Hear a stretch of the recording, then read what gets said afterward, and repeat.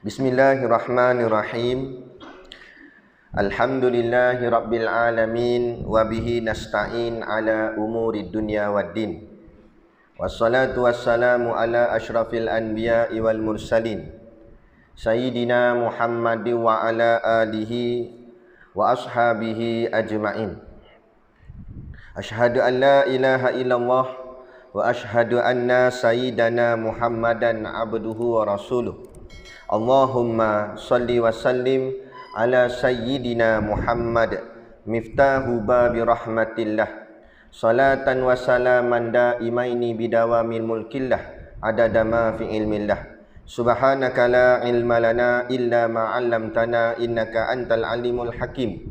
Rabbi shrah li sadri wa yassir li amri wahlul 'uqdatam min lisani yafqahu qawli. Wala haula wala quwwata illa billahil aliyil azim. Amma ba'd.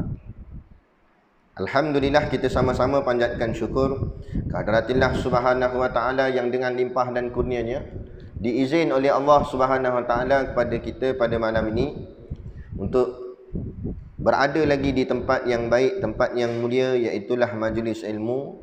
Moga-mogalah Allah letakkan kita sentiasa istiqamah berada di tempat yang baik, sehinggalah Allah ambil nyawa kita pun dalam keadaan yang baik, dan akhir sekali dimasukkan kita ke dalam tempat yang terbaik, yakni syurga Allah nanti, insya-Allah. Amin ya rabbal alamin.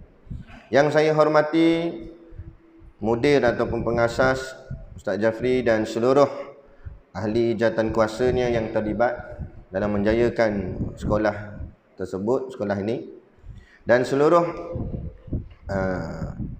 guru-guru agama, kaum muslimin dan muslimat, ayah-ayah, ibu-ibu, adik-adik tahfiz yang dirahmati Allah sekalian. Kita sambung kitab kita, iaitu kitab Risalatut Tauhid, muka surat 15 ya. Kenyataan yang keempat. Bukan?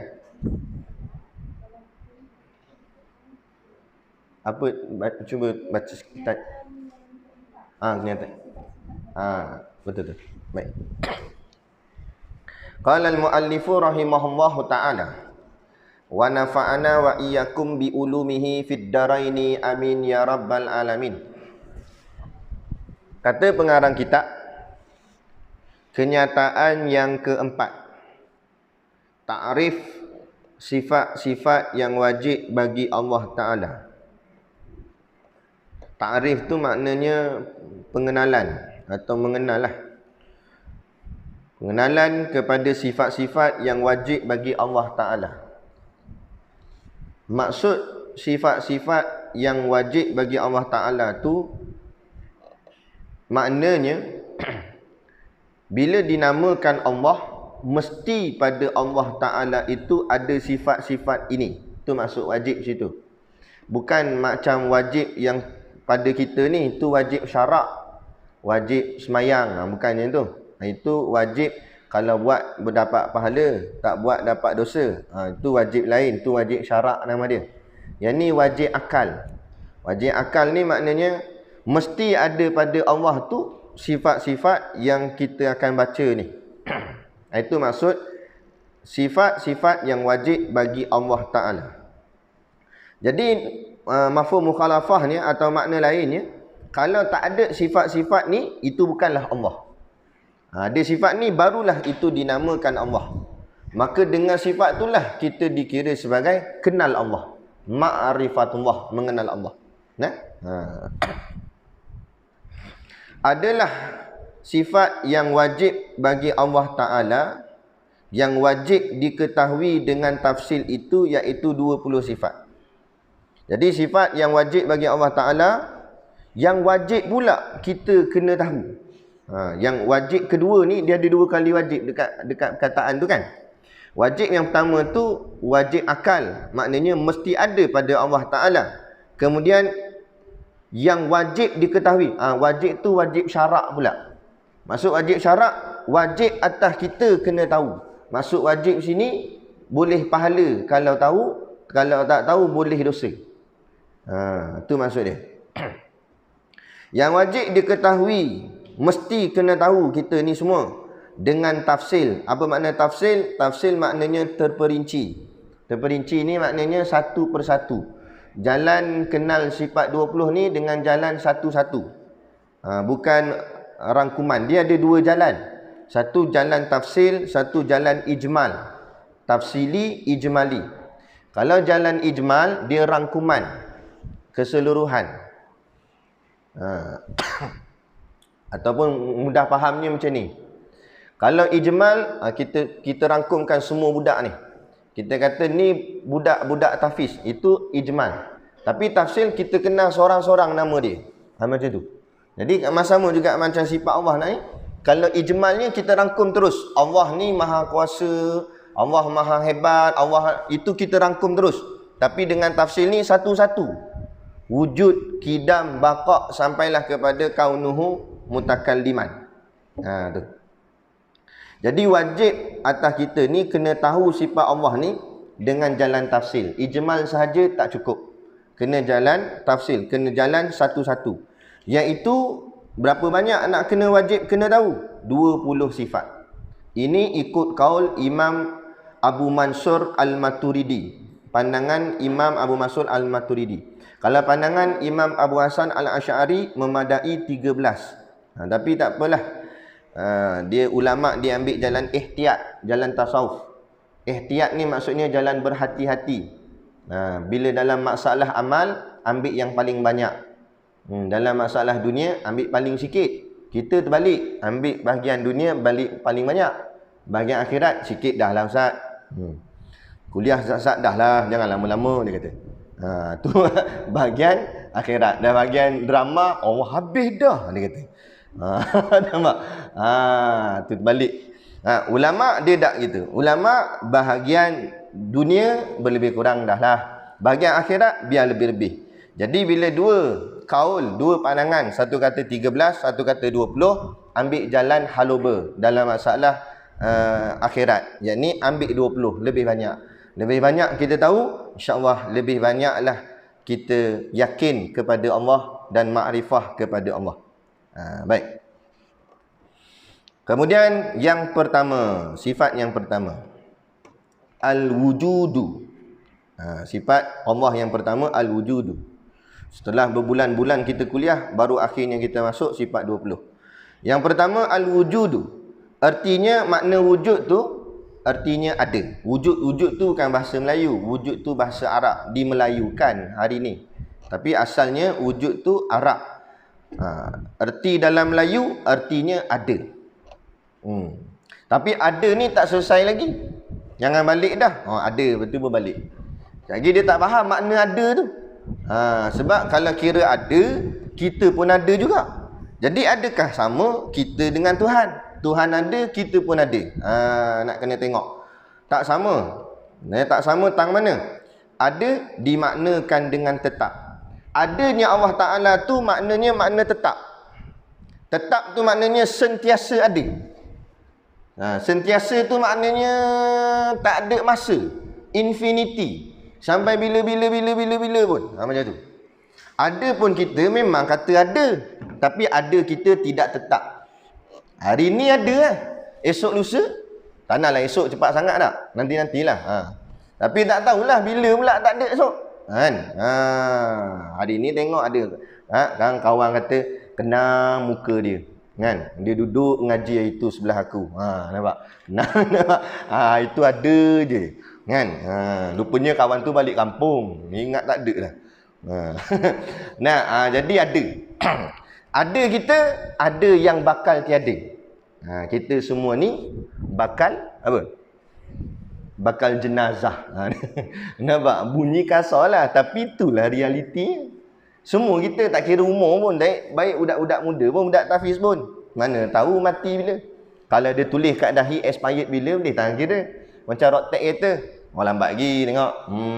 95 nanti. Lambat lagi. Boleh tahan kira, tahu ada tulis kat dahi. Masalah tak ada tulis. Siapa tahu esok ke, kejap lagi ke, lusa ke, minggu depan ke, tahun depan ke, kan? Jadi adanya kita tidak seperti adanya Allah. Adanya Allah itu tetap, adanya kita tidak tetap. Tidak tetap maknanya tidak kekal ada tu. Kemudian benar. Dia kata benar. Benar ni maksudnya adanya Allah sungguh-sungguh ada. Benar sungguh ada. Kita adanya kita bukan benar. Bohong kita punya ada ni. Tak ada. Hakikat kita tak ada. Tipu daya je. Sebenarnya tak wujud pun kita ni. Kita cuma diwujudkan. Diadakan.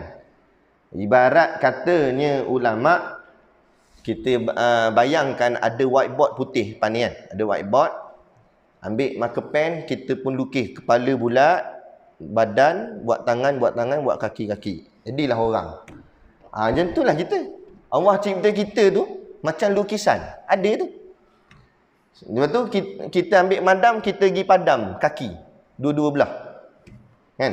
Macam mana? Padam kaki. Contoh. Kan? Tak ada kaki. Nah, kuasa Allah. Allah nak cabut ke, nak apa ke, padam tangan pula. Dah tinggal badan dengan kepala pula. Macam lollipop. Kan? Lepas tu lah kali padam kepala, tinggal badan saja.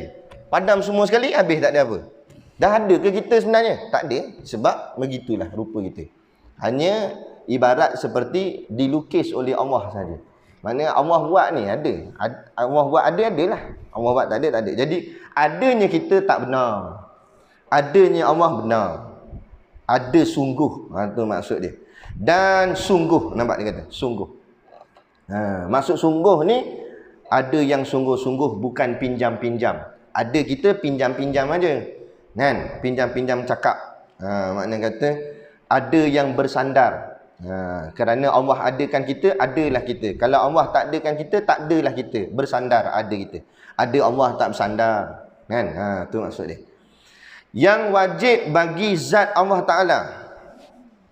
Ada ni pada mana? Ada ni, maksud ada ni ada pada zat Allah Ta'ala.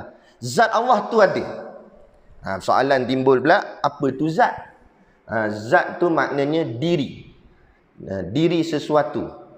Macam saya selalu ulang-ulang lah. Ini kepala tangan kaki saya ni, ni diri saya. Ini diri ridak.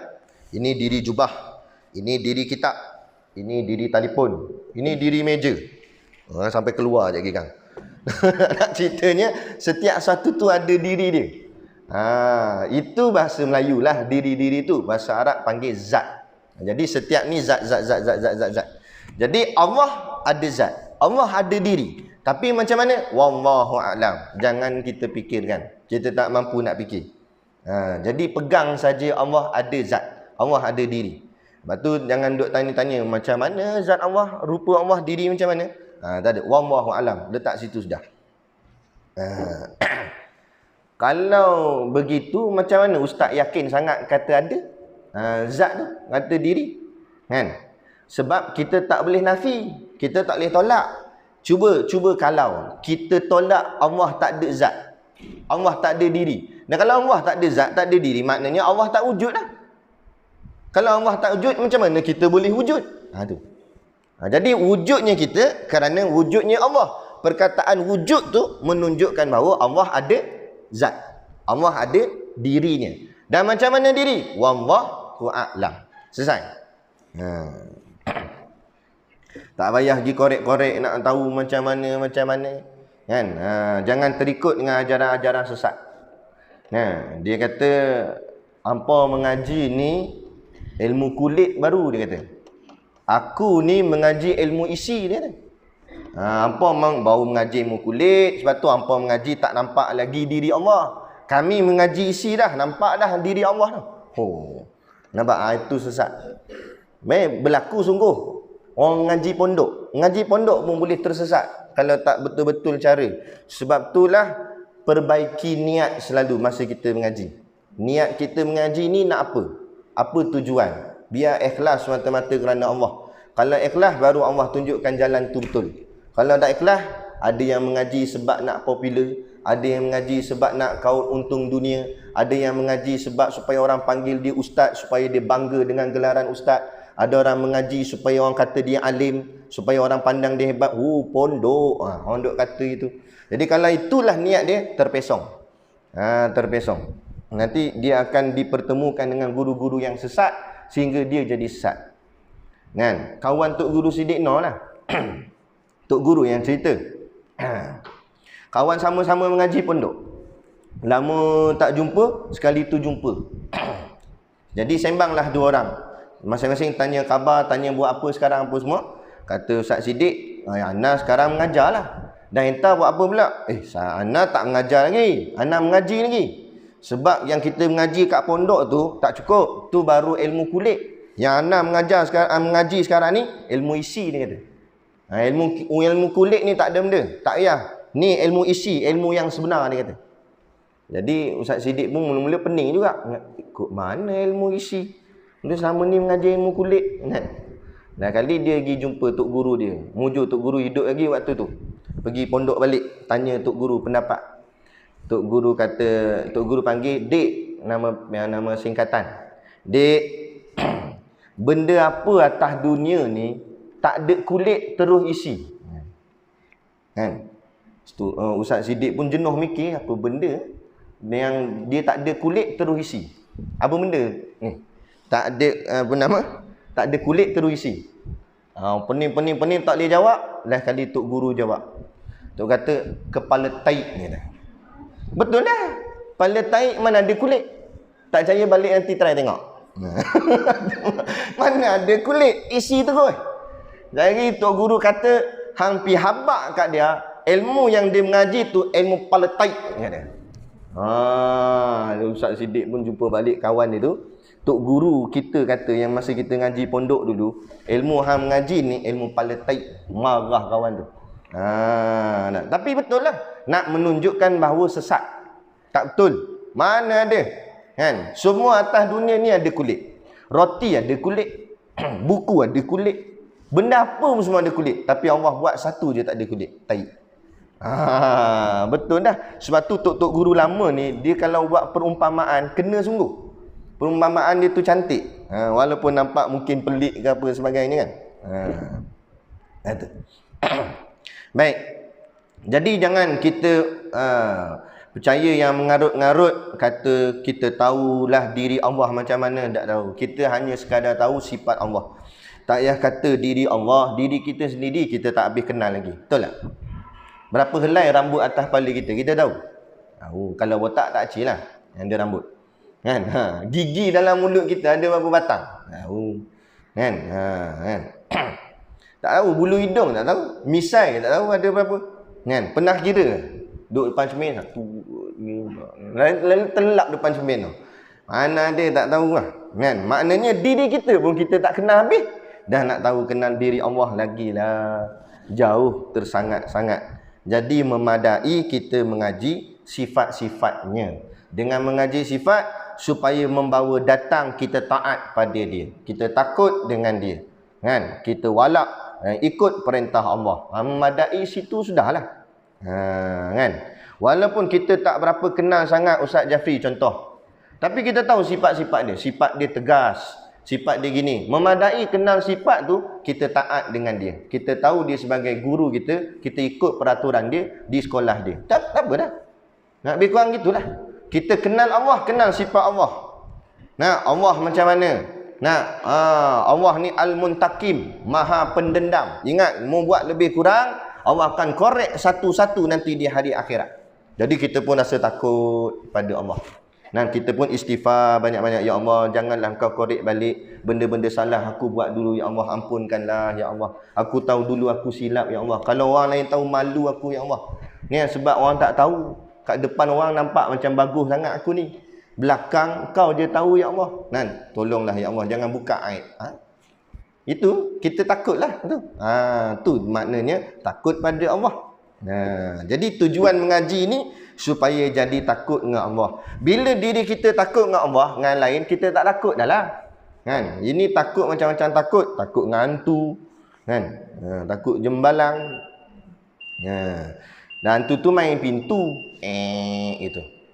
Itu mambang pintu. Jangan main pintu.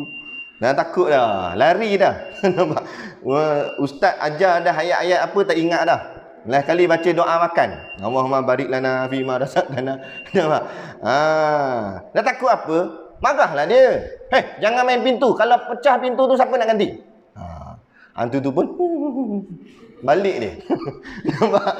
Takut apa? Dia makhluk juga sama macam kita. Macam budak-budak main pintu kan kita marah. Macam tu lah. Dah takut apa sangat. Dia makhluk juga macam kita. Sama. Dia saja nak sakat kita. Nak usik kita. Dia bukan boleh buat apa. Bukan boleh bunuh kita pun. Merepek je. Orang dulu-dulu kata mati sebab kena cekik dengan pontianak. Tak ada. Dia nampak ke sungguh pontianak cekik kawan tu? Tak ada. Kalau sungguh pontianak cekik kawan tu, buat report polis. Nampak? Polis pergi tangkap dia nak. Tak ada. Makhluk halus ni dia tak boleh buat benda. Dia cuma sakat-sakat gitu saja. Habis tu yang jadi orang tu sakit kena santau, itu izin Allah. Allah yang bagi dia sakit. Makhluk tak boleh bagi sakit. Faham betul ni soal akidah. Ingat makhluk tak boleh memberi manfaat, tak boleh memberi mudarat. Bagi baik pun tak boleh, bagi teruk pun tak boleh. Nampak? Tak boleh bagi baik. Doktor mana boleh bagi sembuh? Bukan doktor bagi sembuh, Allah yang bagi sembuh. Dan doktor cuma rawat. Kalau sembuh, sembuh. Tak sembuh, tak sembuh. Begitu juga dalam soal rosak, soal menyakitkan. Yang bagi sakit Allah, bukan makhluk. Makhluk tak boleh bagi sakit. Jadi yang bagi penyakit ni Allah, corona. Bukan corona bagi mati, Allah yang bagi mati. Cuma asbabnya corona. Jadi takut corona ke takut Allah? Takut Allah. Maka minta berlindung dengan Allah. Kan? Ya Allah selamatkan aku tu yang baca doa tu. Allahumma inni a'udzubika minal junun wal baras. Kan? Wasayil asqam tu. Doa tu minta pada Allah. Sebab yang kita takut Allah, bukan takut penyakit, takut Allah. Baik. Yang wajib bagi zat Allah Ta'ala yang tiada dikarenakan dengan suatu kerana. Ini bahasa lama. Maksud dia sini zat sifat wujud ni tak ada kena mengena dengan sifat-sifat yang lain. Dia hanya semata-mata bersabit dengan zat Allah. Makna kata begini, adanya zat Allah maka adalah sifat yang dinamakan wujud. Takdir kata ni takdir saja. Takdir ni panggil takdir dalam mengaji. Benda ni takkan berlaku, tapi takdir mengaji nama dia. Makna kalau zat Allah tak ada, maka sifat wujud ni pun tak ada. Tapi mustahil lah zat Allah tak ada. Zat Allah sentiasa ada. Bila zat Allah sentiasa ada, maka sifat wujud pun sentiasa ada. Clear? Maka wujud itu di sisi Imam Fakhrul Razi. Imam Fakhrul Razi dan Imam Abu Mansur Al-Maturidi. Ini perbicaraan di kalangan alim ulama. Ada dua pendapat daripada dua orang imam. Seorang namanya Imam Fakhrul Razi, seorang lagi Imam Abu Mansur Al-Maturidi. Dia kata apa? Dia kata bukan ia ain maujud dan bukan lain daripada ain maujud. Yang ni payah sikit lah. Tapi benda ni sebab ada dalam kitab, saya baca jugalah. Tapi tuan-tuan, ayah ibu yang dirahmati Allah sekalian, tak payah nak fokus sangat pada bahagian ni. Sebab ini detail. Ini agak detail. Ini perbicaraan yang agak mendalam. Kita bahagian asas sudahlah. Tapi sebab dia tulis dalam kitab, saya bacakan jugalah. Jadi pendapat Imam Fakhrul Razi dan Imam Abu Mansur Al-Maturidi, dia kata wujud ni bukan ain maujud, bukan suatu benda yang ada sungguh. Pada satu pendapat memang nampak betul. Wujud ni bukan benda, boleh nampak ke wujud? Wujud ni hanya satu bentuk lafaz yang dikatakan pada sesuatu. Contoh kita kata buku ni wujud. Yang ada wujud ke buku? Buku. Tapi buku ni dikatakan wujud. Mana wujud tu? Wujud tu hanya dalam bentuk lafaz nak mengatakan buku ni wujud. Lepas tu dia tanya lagi, mana wujud? Buku nak wujud? Bening. Dia tak payah. Nampak? Jadi tak payah. Pegang saja buku tu ada. Kan pening-pening buku tak wujud. Padahal wujud. Pening. Baik. Jadi itulah yang dibicarakan oleh ulama ni. Dia kupas dalam sangat. Makna kata bicara tentang ain maujud tak maujud. Dan bukan lain daripada ain maujud. Pula dah. Kan? Ain maujud bukan ain maujud pun bukan juga. Tu? Payah nak cerita. Maka atas kaul ini adalah wujud itu hadiyah. Maka daripada pendapat Imam Fakhr Razi dan Imam Abu Mas'ud Al-Maturidi kata wujud bukan sifat. Satu pendapat kata dia tak masukkan wujud sebagai satu bentuk sifat, tapi dia kata wujud adalah haliyah. Haliyah ni maksudnya hal keadaan. Keadaan sesuatu. Contoh kita kata waktu banjir keadaan tu cemas. Cemas tu boleh tak kita tunjuk mana cemas? Tak ada kan? Tapi cemas tu kita sebut. Sebab cemas tu keadaan. Tapi mana objek cemas tu? Tak ada. Bentuk cemas tu ada bentuk? Tak ada. Tak boleh nak pegang, tak boleh nak apa. Cuma dia dalam bentuk lafaz. Atau dengan kata lain, contoh sakit. Aku sakit perut lah, kata dia kat kawan dia. Kawan dia tanya, mana sakit? Kat perut lah. Tak, sakit tu mana sakit? Tak, yang tu perut. Sakit tu mana? Sakit kat perut lah. Tak, tu perut. Tak, sakit mana sakit? Kita pun bagi dia sakit. Lepang gitu atas muka. Faham tak sakit orang cakap? Macam mana nak tunjuk sakit? Tak boleh tunjuk sakit. Tapi tahu sakit. Macam tu. Macam itulah yang maksudnya wujud ni. Baik. Yang menepati antara ada dengan tiada. Tu dia duduk tengah-tengah, nak kata ada pun tak, nak kata tiada pun tak boleh juga. Nak kata ada tak nampak wujud ni. Nak kata tiada tak boleh kita nafikan tak wujud. Nanti tak ada pula. Jadi itulah ulama pening bicara dia tu, dia sebut bahagian haliyah. Apalah.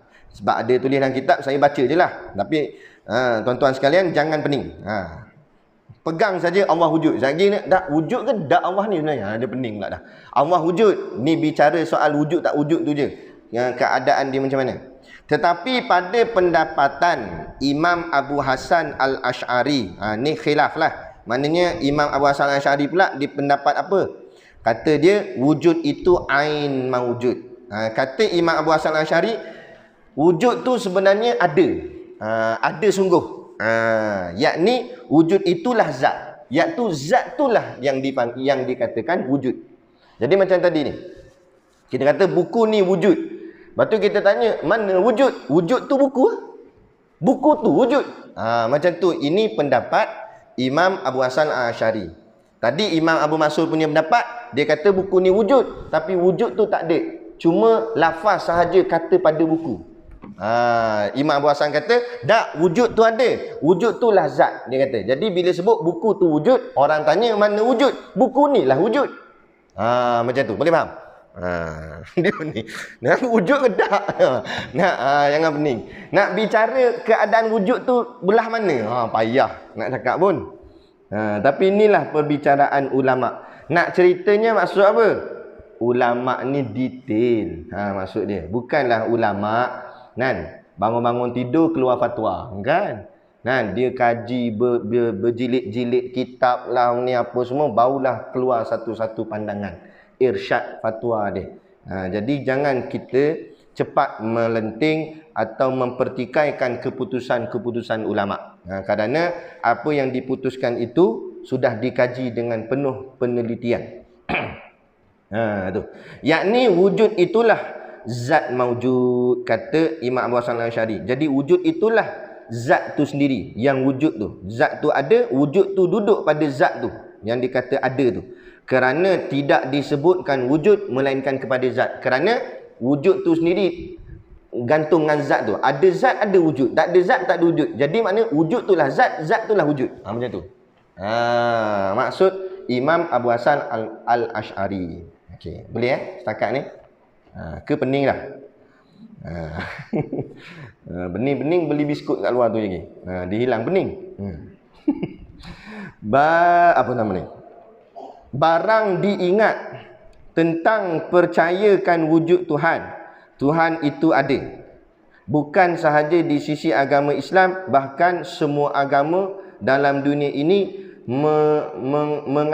mengatakan Tuhan itu ada. Maksud ni sini dia kata, bukan orang Islam je kata Tuhan ada. Yang bukan Islam pun kata Tuhan ada gak, melainkan satu saja, golongan etis. Golongan etis, golongan tak percaya Tuhan. Satu lagi dipanggil ideologi komunis. Lepas tu komunis ni bahaya. Lepas tu ulama kita dulu betul-betul menentang komunis. Bukan pasal jajah tak jajah, tapi ideologi dia tu tersangat-sangat sesat. Sebab apa sesat? Dia kata Tuhan tak ada. Habis macam mana jadi semua ni? Terjadi dengan sendirinya. Dipanggil semula jadi.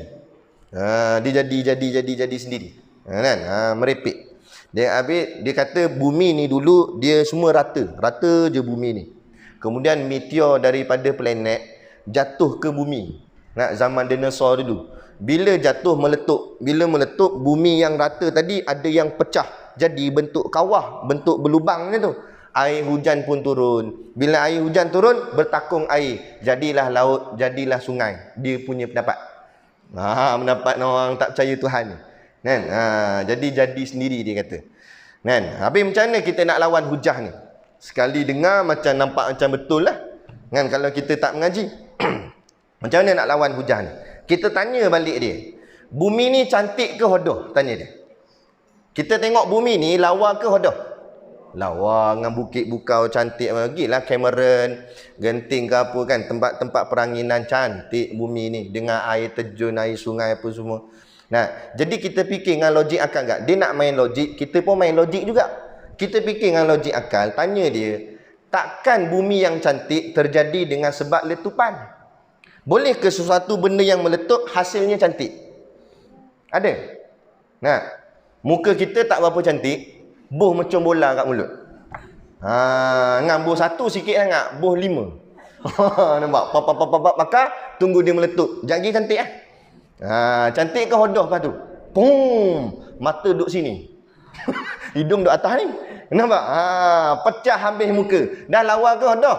Bertambah hodoh. Jadi tak boleh nak kata dari segi logik, terjadi dengan letupan hasilnya cantik. Bila terjadi dengan letupan hasilnya pasti buruk. Manakah mungkin? Boleh jadi cantik? Merepek. Dia kata. Jadi kita kena lawan hujah-hujah mereka ni. Untuk inilah soal akidah. Supaya jangan kita mudah percaya dengan kata-kata orang. Kita kena fikir betul-betul dengan nas, dengan Quran hadisnya. Tu. Baik, jadi barang diingat tentang percayakan wujud Tuhan ni, semua dia kata Syekh, agama lain-lain pun selain daripada etis tadi lah yang tak percaya Tuhan tu, agama lain pun percaya bahawa adanya Tuhan. Sebenarnya etis ni dia bohong pada diri dia sendiri. Dia pun percaya ada Tuhan. Ini terbukti dalam kitab apa nama kitab tu? Uslub dakwah kalau tak silap. Kan? Dr. Abdul Karim Zaidan, pengarang dia. Dia cerita dalam tu pernah berlaku di zaman Perang Dunia Kedua dulu. Bila tentera Rusia ni dia tak percaya Tuhan. Dia golongan etis, dia komunis. Jadi dia bawa jet pejuang dia tu. Kemudian jet dia tu, kapal terbang dia tu kena tembak. Dia punya kipas rosak. Jadi jet dia nak jatuh, nak menjunam jatuh. Dalam keadaan kritikal waktu tu, dalam keadaan mendesak, bila nak jatuh, terkeluar daripada mulut dia, "Oh my God," dia kata. Padahal dia tak percaya Tuhan, tapi bila saat genting, dia akan sebut Tuhan. Itu menunjukkan semua manusia fitrah nak bertuhan. Tak kira siapa pun. Bukan hanya Islam, siapa-siapa pun. Semua mengaku bahawa dirinya ada Tuhan.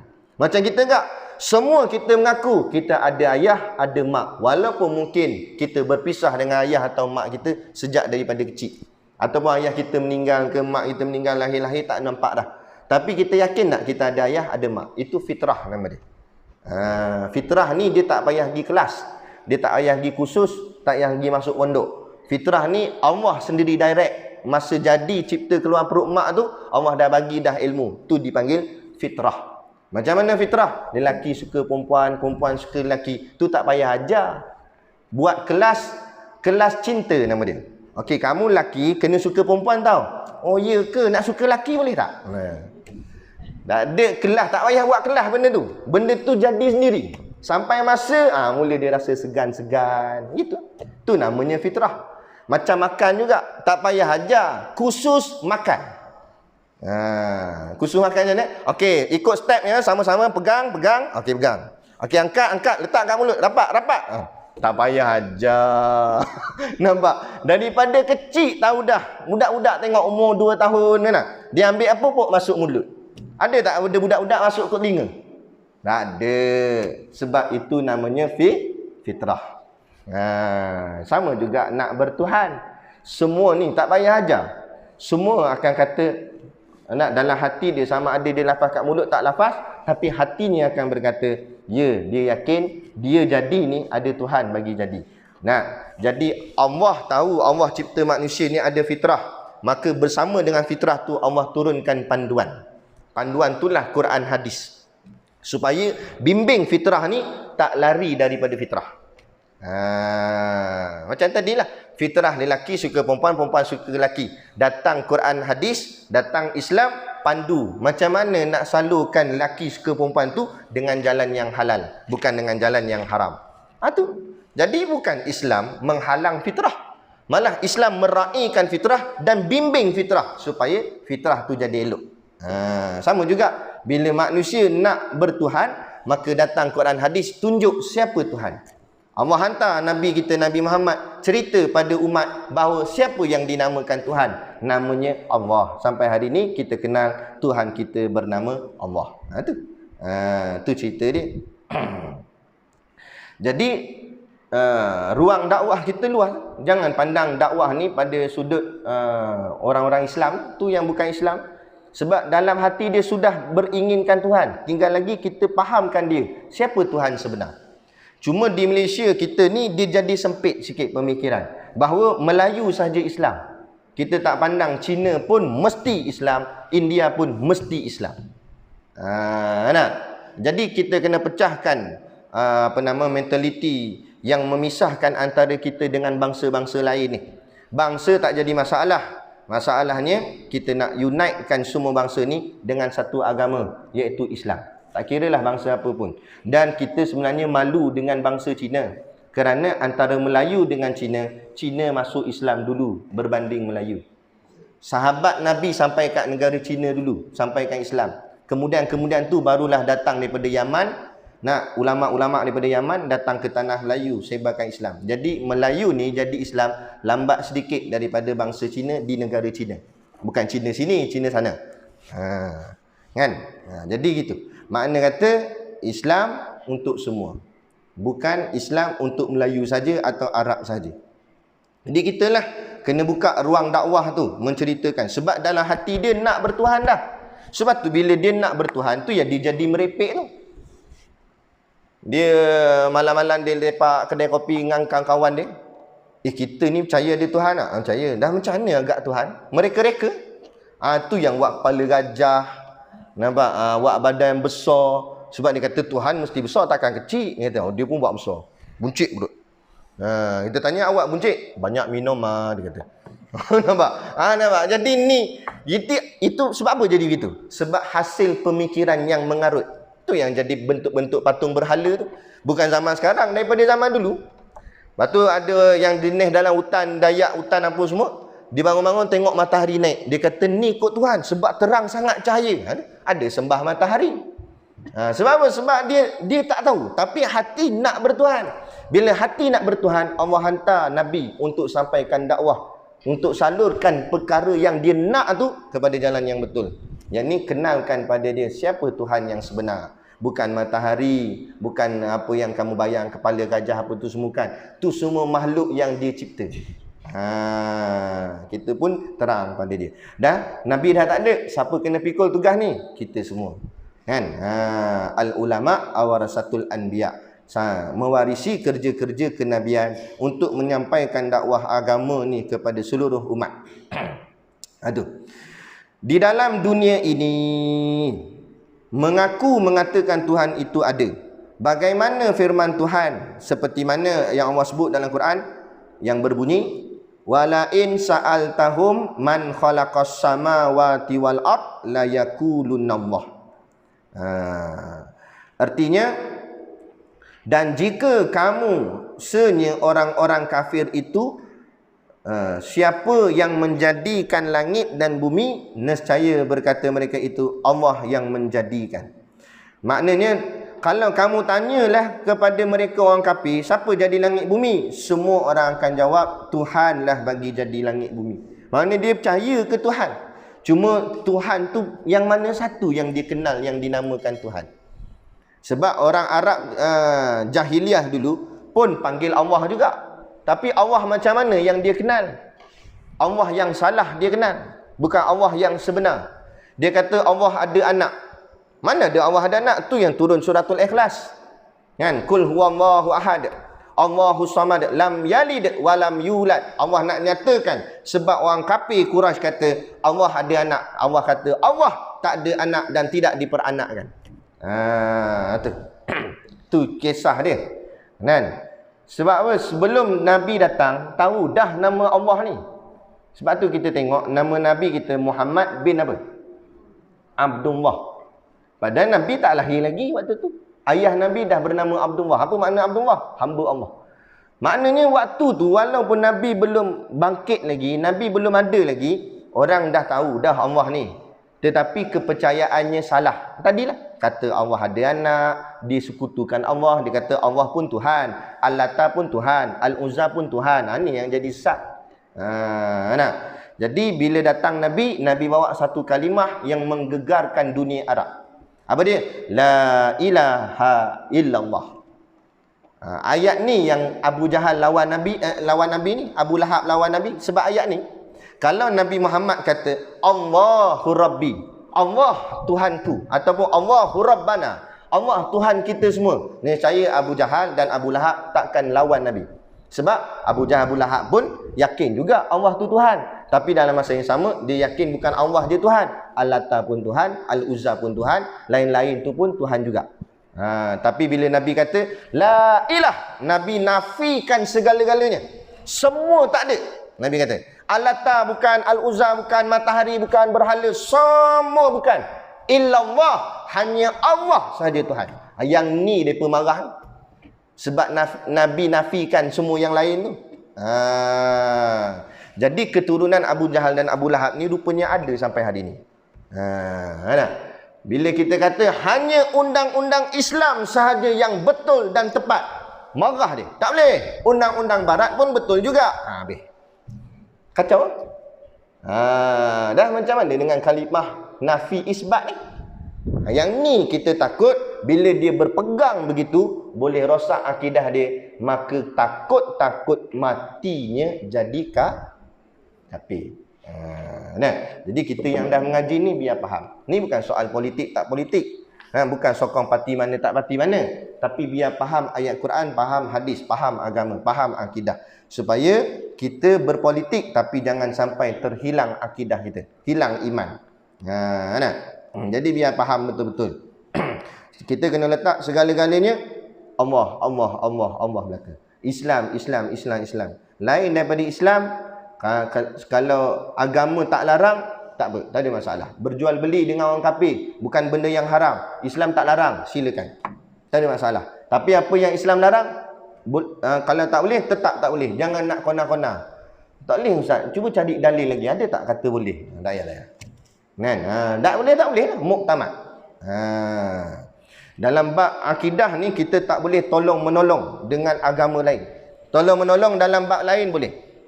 Dalam bab bangsa boleh.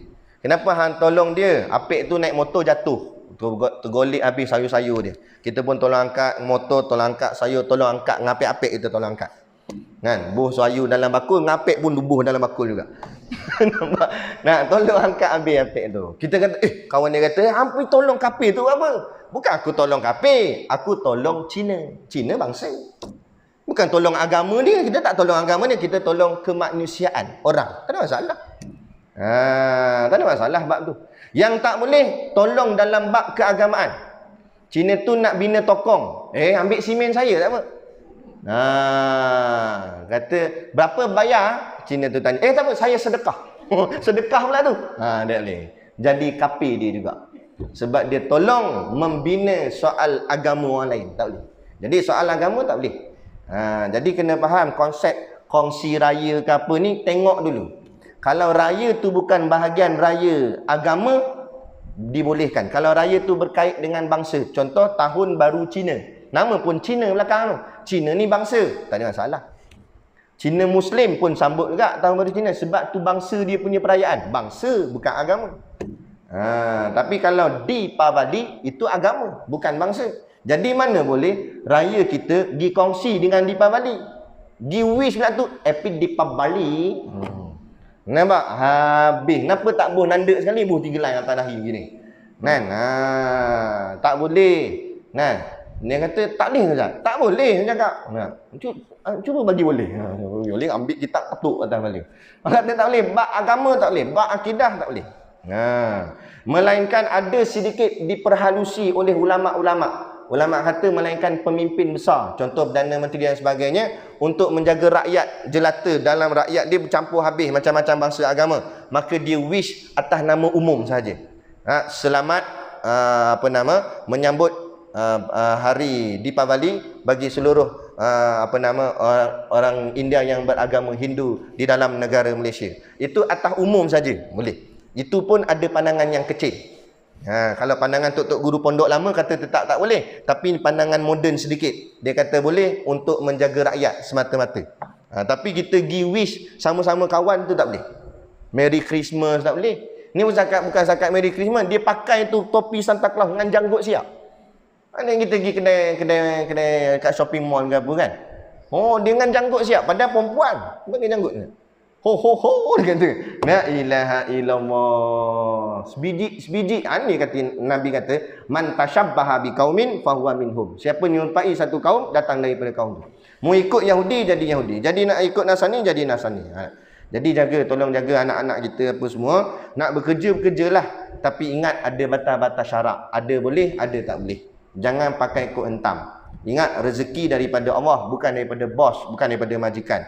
Apa guna mendapat duit banyak daripada kerja kamu, majikan kamu tu, tapi duit tu sikit pun tidak diberkati Allah. Akhirnya duit tu buat menyusahkan kamu, bukan menyenangkan kamu. Enak? Baik. Kita tangguh yang kedua Al-Qidam. Setakat ni yang pertama wujud ni faham Boleh? InsyaAllah. Cepat faham. Saya 3 tahun mengaji pondok mau faham. Kat mana berhenti yang ni kitab kita ni? Kemudian tak kala kami dapatkan jalan ini. Qala al-muallifu rahimahullahu taala wa nafa'ana wa iyyakum bi ulumihi fid daraini amin ya rabbal alamin, kata pengarang kitab. Kemudian tak kala kami dapat akan jalan ini dengan sifat ini. Jalan ini ni maksudnya jalan apa dia? Jalan tasawuf ni. Bila kami dah dapat jumpa akan jalan tasawuf ni dengan sifat ini. Sifat ini ni maksudnya sifat yang susah. Sebab tasawuf ni susah. Dalam tiga-tiga ilmu fardu ain yang paling susah sekali tasawuf. Bukan susah belajar. Belajar tak susah. Kalau ikut belajar paling susah tauhid. Dan lagi susah fiqh. Tauhid ni nak kena hafal wujud qidam apa semua tu tadi tu, term-term dalam tauhid. Fiqh pula kena banyak membaca kitab-kitab fiqh. Mazhab Syafi'i saja banyak kaul. Ada kaul Imam Nawawi, kaul Syekh Ibn Hajar, kaul Imam Romli. Allah, macam-macam pecahan. Kalau kira mengaji susah ilmu tauhid, susah ilmu fiqh. Tapi kalau mengaji ilmu tasawuf senang je. Tasawuf mengajar apa? Okey, riak. Riak ni maknanya kita nunjuk-nunjuk. Jadi tuan-tuan jangan tunjuk-tunjuk ya. Okey, baik. Boleh, senang je. Bukan bayar, betul tak? Balik tu nunjuk dah. Saya ni tunjuk gelang. Nampak? Padahal tadi dalam kelas angguk. Yang susahnya bukan bahagian belajar tasawuf ni. Susahnya bahagian amal. Amal tu Allah terlampau susah. Orang yang mengajar tasawuf belum tentu dia amal tasawuf. Nampak? Saya sendiri baca kitab tasawuf, belum tentu saya amal. Saya silap, kita pula yang kena. Kan? Dan jalan tasawuf ni bukan hanya serangan dia tu, susah dia tu, bukan hanya diserang kepada ahli maksiat, malah ahli taat. Lagi tinggi taat, lagi besar ujian tasawuf dia. Lagi tinggi makam kita duduk. Mula-mula tak apalah, jadi budak biasa, budak sekolah kebangsaan. Okey, naik masuk tahfiz, diuji dah. Budak tahfiz pakai serban atas kepala. Lama-lama hafal pula juzuk banyak. Nan, orang tanya dah berapa banyak dah hafal? Satu je lagi. Nak, satu je lagi. Satu lagi yang makna 29. Tak, baru satu. Yang satu lagi tu dah 29. Katalah contoh. Jadi dia hafal banyak dah. Dekat 29 juzuk. Kan? Banyak juzuk dah hafal. Kan? Kadang-kadang dalam hati tu ada gangguan. Gangguan apa? Dia memandang rendah kawan dia yang baru iqra'. Kawan pula banana tak habis-habis itu. Dia pun jeling gitu, pandang lekeh kan. Saya ada tengok video korang buat tu. Mana-mana pelakon dia. Ada drama dia punya ni. Boleh lah ambil sign lagi artis. Baik. Mana tadi? Mana kata belajar memang senang, nak amal tu susah. Bahagian amal tu, payah tasawuf ni. Kan? Dalam duk buat, tak kata kita orang biasa, ulama banyak terkena. Ada. Kan? Dia bicara-bicara padahal dia kena sombong. Kan? Janganlah begitu, berlebih kurang dah lah. Kadang kita ni ialah kita tahulah diri kita siapa, makam macam mana kan. Orang panggil tok guru, orang panggil syekh ke sebagainya. Tiba-tiba ada orang salam daripada belakang. Memanglah dari segi adab tak elok. Salam tok guru dari ulu tangan daripada belakang, kena pusing kat depan, salam bahagian depan. Ni ulu belakang. Dia tengok kawan tu ulu belakang. Aku tak akan salam dengan hang sampai bila-bila. Ada jadi macam tu, saya jumpa dah. Kan? Tahu dah orang tu tersalah adab, tapi kita lah tugas mengajar adab.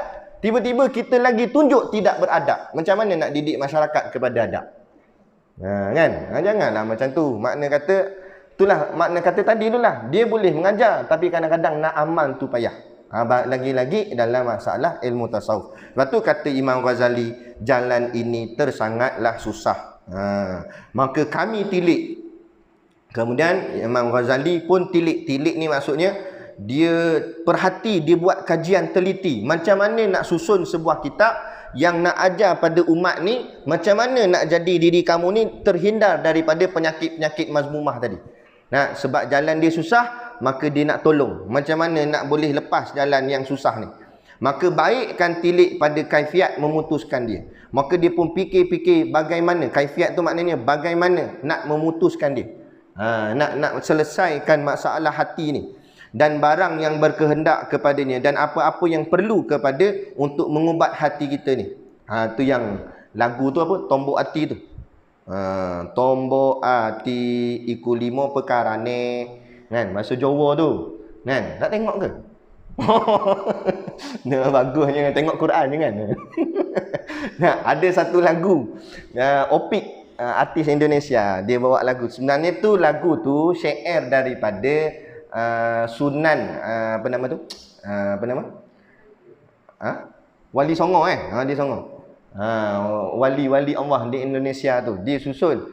Maknanya dia kata obat hati ada 5 perkaranya. Yang pertama moco Quran nan maknane. Baca Quran beserta maknanya.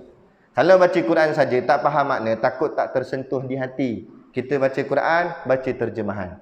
Kadang-kadang Allah akan buka cahaya. Allah sampai menangis-nangis kadang-kadang baca Quran. Kan? Lagi apa dah, tak ingatlah lagi 4 tu. Dia ada dalam lagu tu. Kan? Nak ceritanya tu, makna kata itulah ulama susun macam mana nak ubat barang yang payah ni, barang hati ni. Ya, dan barang yang berkehendak kepadanya oleh hamba daripada bekal. Nak sediakan bekal yang cukup dan senjata. Senjata ni maksudnya ialah nak pertahankan hati tu daripada terkena anasir-anasir yang akan menipu kita. Nampak ni? Dan pegawai dan tipu daya daripada ilmu dan amal. Yalah, tuan-tuan, ayah, ibu yang dirahmati Allah sekalian, sayanglah kita dah duduk pondok, kita dah kata bolehlah, kata baguslah kita sembahyang berjemaah, kita baca Quran, kita tutup kepala pakai tudung labuh, pakai kopiah. Amal kita semua dah buat elok dah. Tiba-tiba kita tak jaga hati tu. Setan cocok. Kita rasa hebat. Kita rasa kita lagi bagus daripada orang yang tak masuk pondok. Kita rasa kita alim sebab kita mengaji banyak, kitab banyak. Kita rasa amal kita banyak. Kita pun memandang rendah pada orang lain. Rosak habis amalan kita banyak-banyak tadi. Haba'am mansura, jadi debu yang berterbangan. Tak sayang ke? Penat kita buat sampai bengkak dahi-dahi sujud. Nah, dah kali apa pun tak dapat. Itulah dia ilmu tasawuf. Kan? Dia nak ajar kita gitulah. Supaya jangan nampak diri kita tu lebih daripada orang. Dia kenapa jadi ada sifat takabur dalam diri? Dia punca dia satu je. Sebab kita rasa kita lebih pada orang lain. Jadi macam mana nak buang takabur tu? Buang rasa lebih tu. Jangan kata diri kita ada lebih. Kalau nampak macam lebih pun, pegang orang lain lagi lebih. Katalah Pak Habib Maya Isyak ni, kan, kita pun baca apa nama tu? Surah Al-Mulk, lepas tu dengan semayang sunat siap, witir siap. Tapi ada kawan kita, kemah, pop balik. Setan mesti cocoknya. Apa balik awal? Baca surah Al-Mulk dulu, semayang sunat macam aku. Nampak? Kalau macam tu, macam mana nak buat? Nak kata balik pada diri, boleh jadi dia balik tu, dia semayang lagi banyak daripada aku semayang kat masjid ni. Dia balik rumah, bukan baca Al-Mulk ke, dengan Yasin, dengan Al-Baqarah, Ali Imran, Al-Maidah. Nah, walaupun kita tak tahu apa dia buat sana, tapi kita menyangka dia lagi bagus daripada kita. Itulah tasawuf. Walaupun kita berjubah berserban, kita nampak ada budak muda naik pakai baju t-shirt seluar jin. Jangan seluar pendek lah, sangka baik. Tak, dia tutup aurat, cuma raget sikit. Tak apa. Huzon-huzon sangka baik, mungkin dia balik kebun, sebab tu pakaian dia macam tu. Tapi boleh jadi, kalau pergi masjid, hebat daripada aku lagi pakaian dia. Tantah dia imam ke apa. Tantah dia Tok Bilal ke apa, kat masjid. Jadi kita nyangka orang tu lebih baik daripada kita. Tak salah. Barulah kita akan menjadi baik. Tapi bila kita nampak kita yang baik, sebenarnya kita sedang menjadi jahat. Itu tipu daya daripada ilmu dan amal. Mudah-mudahan dapat diputusnya akan dia dengan keelokan taufik Allah. Imam Ghazali doa untuk kita semua, mudah-mudahanlah Allah dapat putuskan penyakit-penyakit hati tadi dengan Allah elokkan taufik.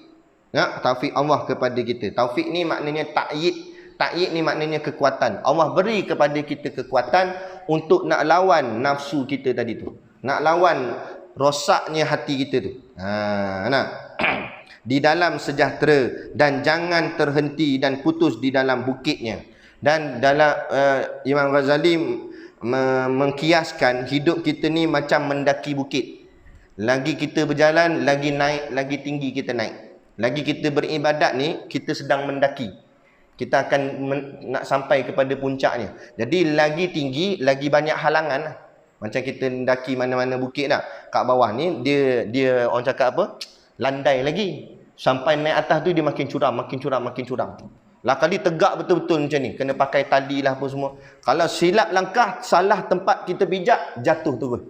Jatuh pula, habis kita cedera parah. Kalau cedera tak apa lagi, ada yang mati terus semua ada. Macam itulah dalam soal kehidupan beribadat ni. Lagi kita beribadat, mula-mula landai je. Kan? Landai je baca Quran, slow-slow. Lama-lama dah mengapa. Ujian dia lagi berat. Last sekali tegak betul. Bila dah makin berat tu, hati-hati tempat pijak. Maknanya kata apa saja kita buat, hati-hati, jaga-jaga. Kalau salah benda kita buat, sama ada kita jatuh, cedera parah atau mati terus.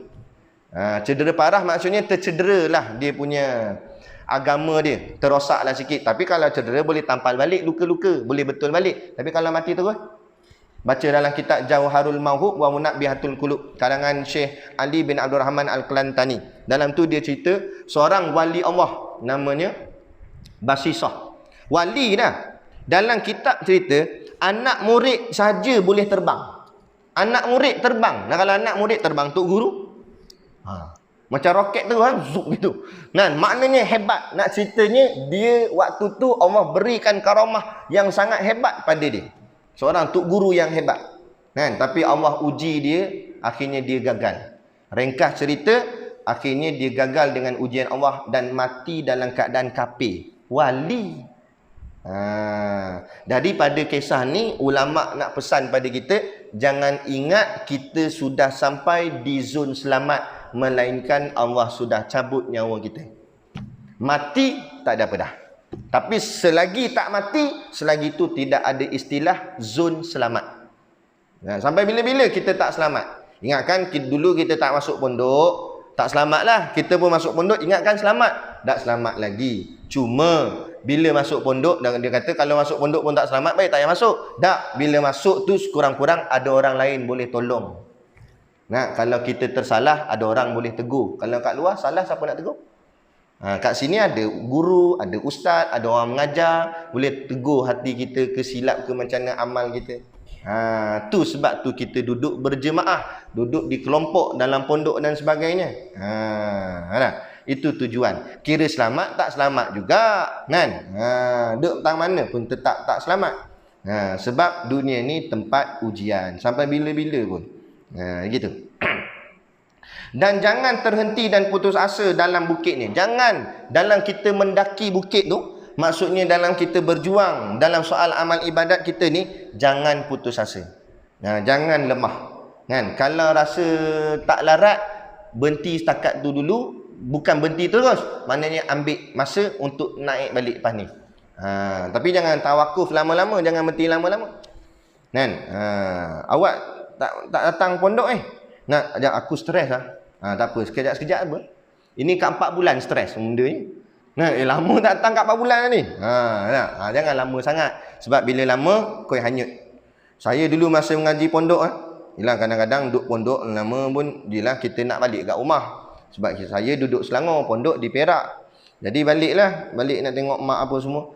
Tapi kita nampak diri kita sendiri. Kita nampak diri kita. Hari pertama okey. Semayang kat masjid lagi. Dengan ridak, dengan jubah, dengan serban. Minyak wangi lomoh, kamai. Semayang masjid sampai jiran-jiran pun kata, balik ngaji pondok dah ya. Nak balik cuti. Orang pun kata, sila jadi imam. Kita pun okey, confident lah. Hari pertama. Hari kedua ridak pula tercicir. Kan? Hari ketiga serban pula tercicir, tinggal kopiah saja.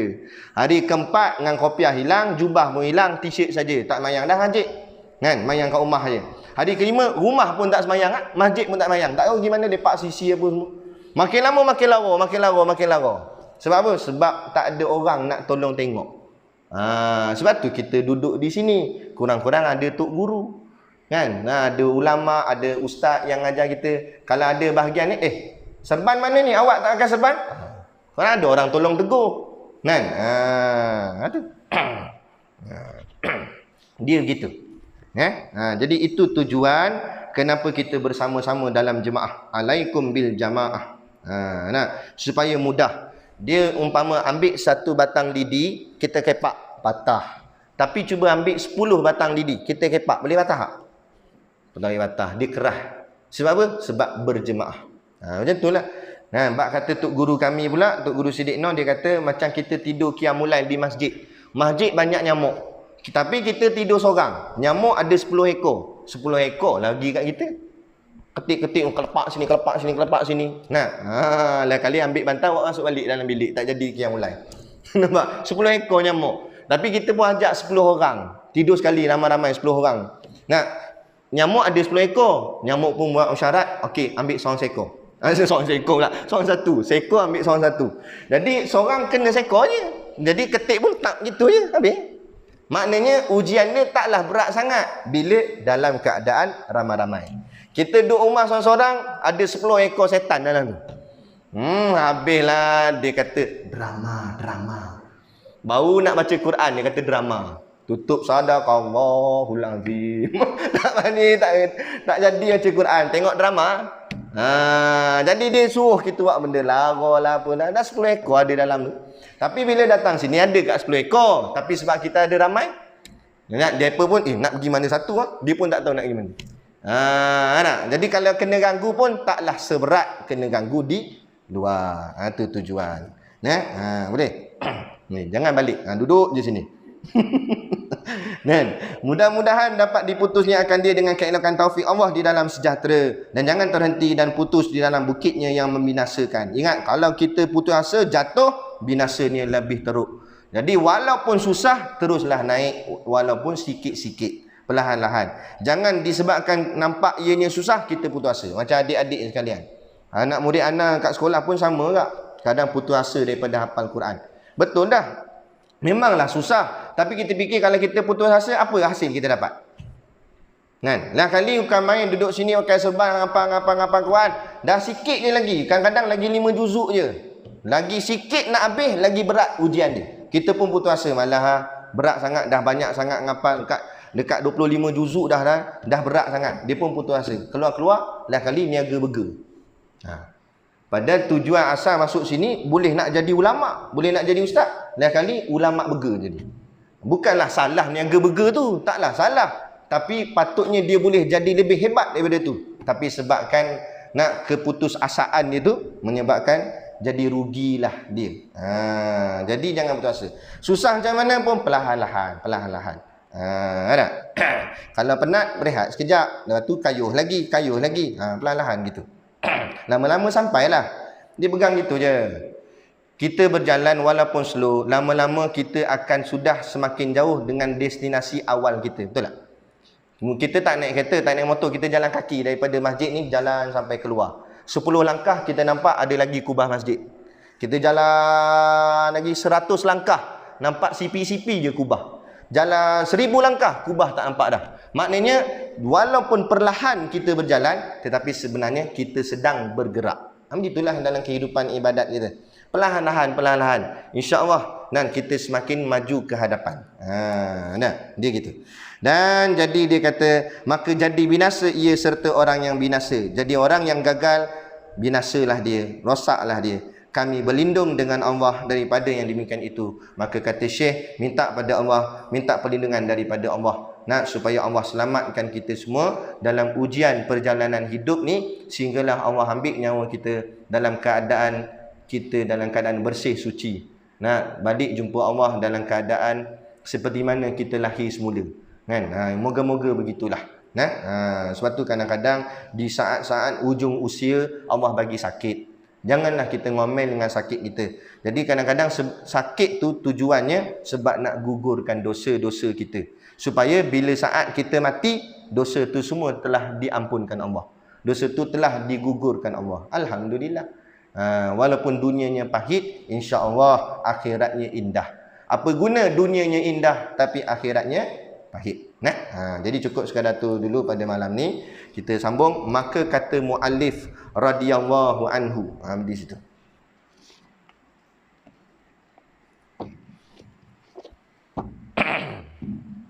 Jadi macam biasalah, ada sikit produk perniagaan di luar sana untuk menampung sekolah pondok dan juga tahfiz kami di Batu Hampar Berwah tu. Jadi bolehlah membeli sambil niat menderma, kan? Jadi pakak-pakak nak bantu perjuangan Islam. Tak kira lah di mana-mana pun, kat Kidaf ke, kat kami Kiam ke, mana-mana pun, kan? Kita buatlah untuk agama Allah. Moga-mogalah Allah bantu kita balik. Intan surullah yansurkum. Siapa tolong agama Allah, Allah tolong dia semula. Jadi cukup sekadar tu. Wabillahi taufiq wal hidayah. Assalamualaikum warahmatullahi wabarakatuh. A'udzu billahi minasyaitonir rajim. Bismillahirrahmanirrahim. Alhamdulillahirabbil alamin wassalatu wassalamu ala asyrafil anbiya'i wal mursalin sayyidina Muhammad wa ala alihi washabihi ajma'in. Allahumma taqabbal minna salatana wa du'aana innaka antas samiul alim wa tub alaina innaka antat tawwabur rahim. Allahumma ja'al dinana dinan nabi Muhammadin sallallahu alaihi wasallam wa islamana islamal muslimin wa imanana imanal mu'minin wa salatana salatal khashiin wa a'malana a'malas salihin wa niyatana niyatal mukhlisin wa dhunubana ya Allah dhunubal mustaghfirin wa hayatana hayatal ulama wa mautana bimautis syuhada wa adkhilal jannata ma'al anbiya'i alaihimus salatu wassalam. Rabbana atina fid dunya hasanah wa fil akhirati hasanah wa qina adzabannar wa qina adzabannar wa qina adzabannar. Wassallallahu ala khairi khalqihi sayyidina Muhammad wa ala alihi washabihi wasallam. Subhana rabbika rabbil izzati amma yasifun. Salamun alal mursalin walhamdulillahi rabbil alamin. Amin ya rabbal alamin. Taqabbalallahu minna wa minkum. Takbir.